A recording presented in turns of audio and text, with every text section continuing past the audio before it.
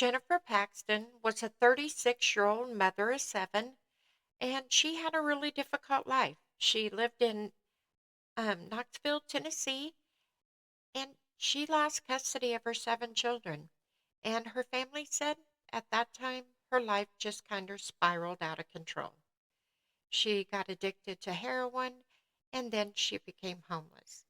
So it was really a difficult time for her. And her family was praying that she could make peace and pull herself out of this. They really thought that she would be able to do it. But she became homeless, but her family had contact with her almost daily. So she would call and talk to her grandmother, and at least once a month she would go see her.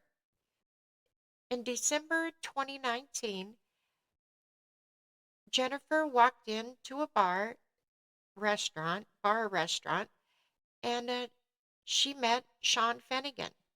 And it's unknown whether they knew each other before, but she was living in a homeless camp in Oak Ridge, Tennessee, right there by where this restaurant was.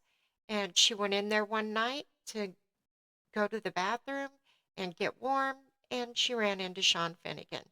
He was working that night, and he invited her to his house to spend the night where she could have somewhere warm to sleep and some food in her stomach, and she accepted. Well, according to the trial, this was not unusual. Sean would invite people over to his house all the time. Sean lived in an apartment, a two-bedroom apartment, with his mother and his girlfriend, Rebecca Dishman. His girlfriend was only 21 years old, and when you listened to her during the trial and you saw her, she was very childlike. She um, was very soft-spoken, and she was she was just really childlike. And even her neighbors said that she kind of acted like she was Rebecca's big sister or even mother, because she would get giddy, and she dressed up one time to go trick or treating with the neighbor's little child. It was so she wasn't very mature. Let's just put it that way. So um, Jennifer went home with Sean to where Sean lived with his mother, which was, she was in really poor health. In fact, they said that she was on hospice at the time, and Jennifer and Rebecca Dishman. Well, that night she went home and she cooked some breakfast according to Rebecca, and then Jennifer and Sean went upstairs and had sex, came back down. Rebecca said that she went up to take a shower, and when she came back down, Sean was beating Jennifer with a baseball bat.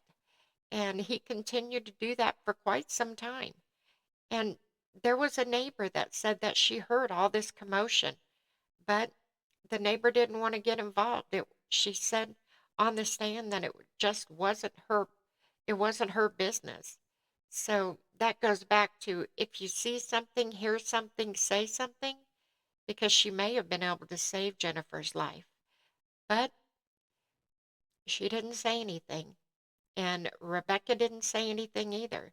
And after Sean was done beating Jennifer, they picked her up and walked her upstairs. And it sounds like they both had to help her go get up the stairs, which I could imagine getting hit with a baseball bat. And then Sean chained her to the side of the bed and zip tied her hands and her feet, and that's where she slept that night. So much for a soft bed. So, and after all this, after they went upstairs, Sean told Rebecca to go back downstairs, clean up all the blood, and get everything clean in case his mother came down. So that's what Rebecca did. And then they went to sleep. The next morning, the terror continued for poor Jennifer. The beatings, and the sexual abuse. It was just nonstop. And then Sean would go to work, and he'd come home and it would start all over again.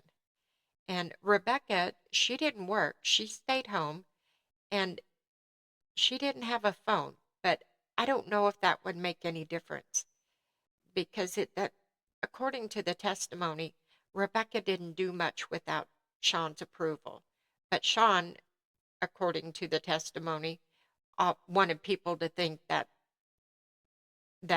she was in charge, but it it didn't look that way. There was even text messages with the neighbors saying, "Don't let Rebecca use your phone," and "I don't want her coming over there anymore." So it sounds like Sean was really controlling. And but I'm not saying that Rebecca couldn't have got help for Jennifer. But this went on for 3 or 4 days.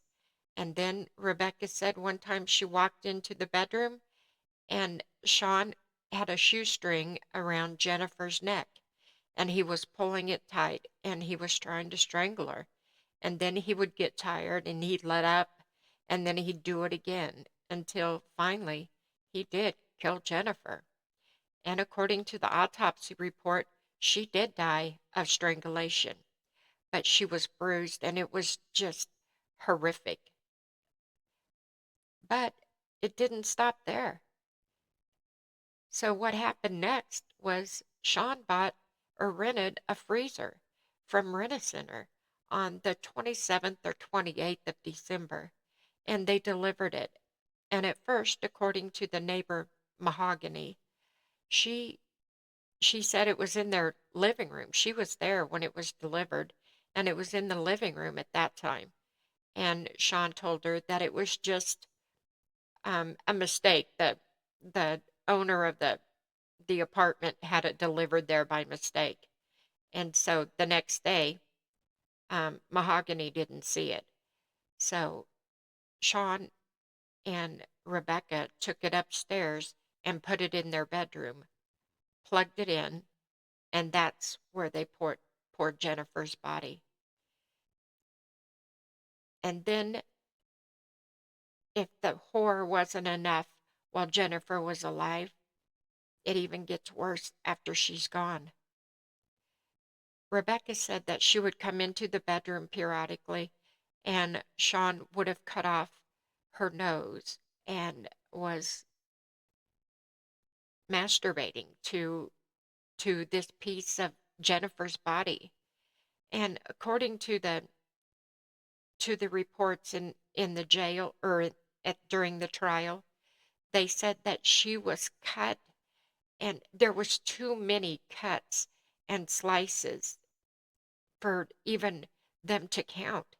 It, he just abused that her body after death so much. And during this time, Sean was continuing to beat on Rebecca.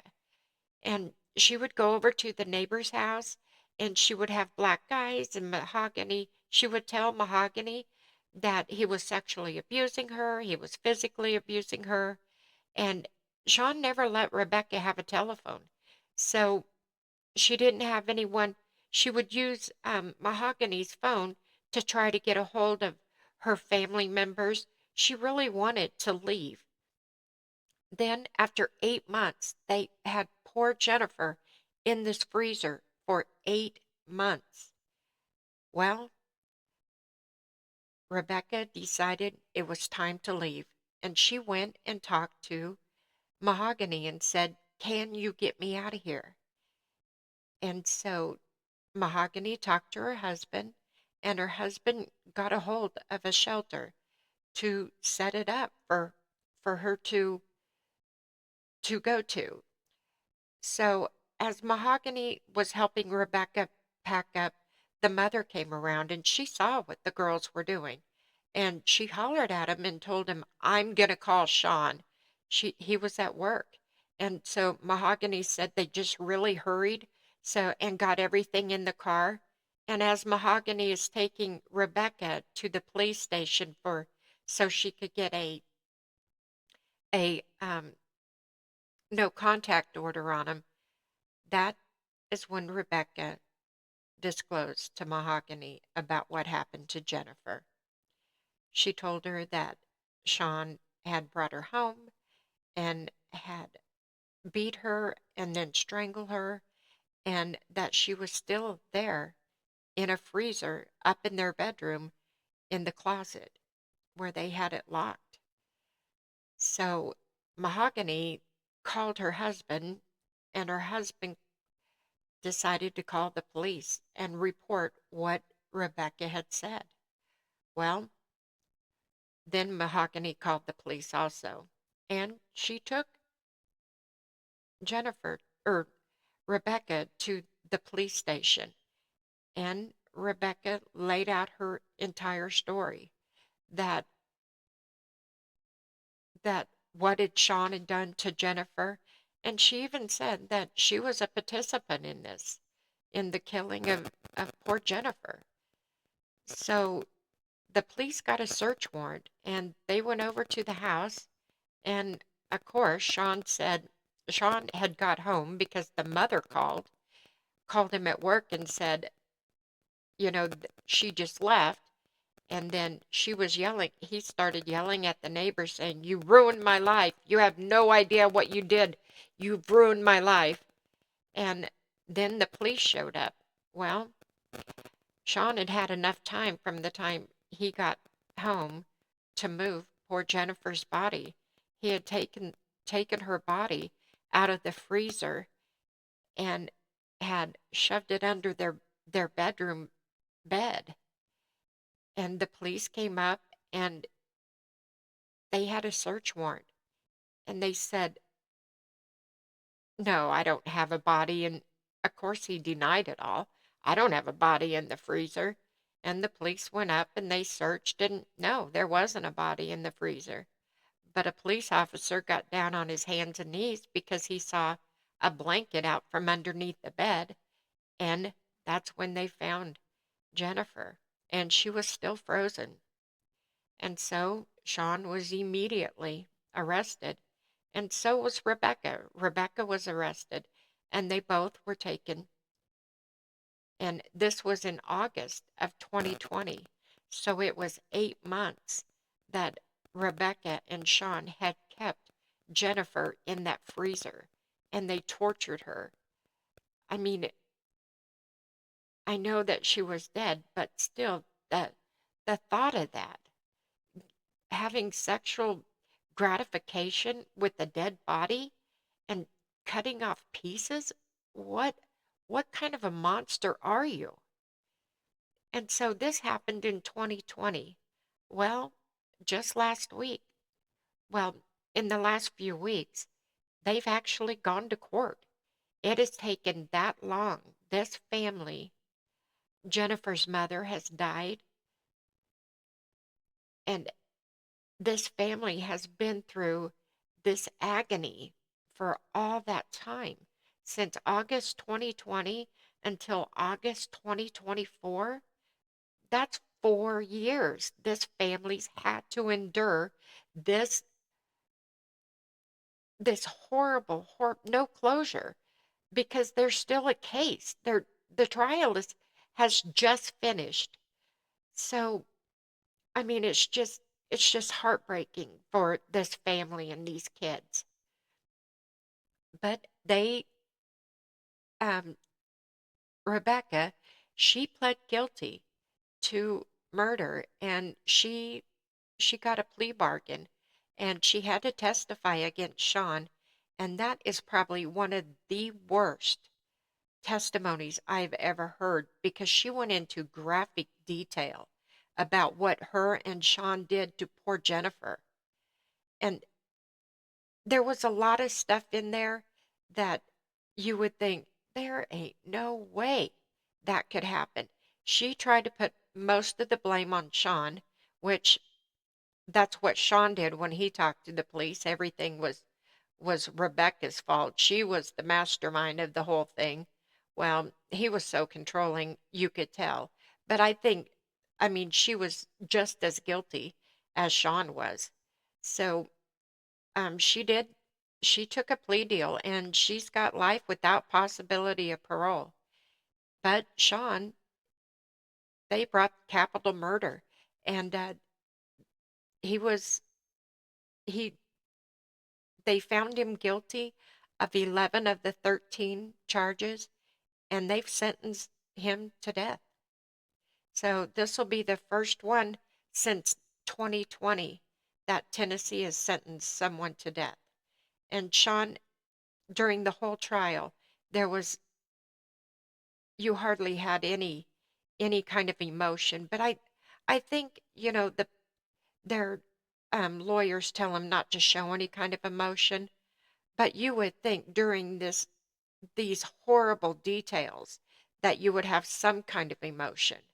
I mean, the forensic scientist had a mannequin up there with all the places where they had stabbed Jennifer or had cut off pieces of her.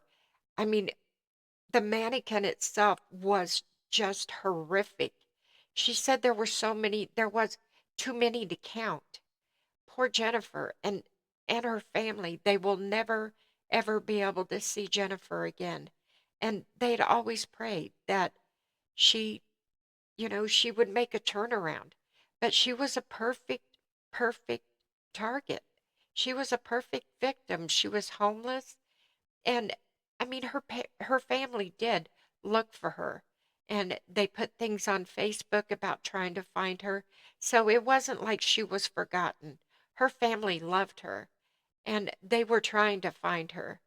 But then on August, just August 21st, is when on the 19th, they found him guilty of 11 of the 13 charges. And then on August 21st, they sentenced him to death. So, and he's 56 years old now. So with all the,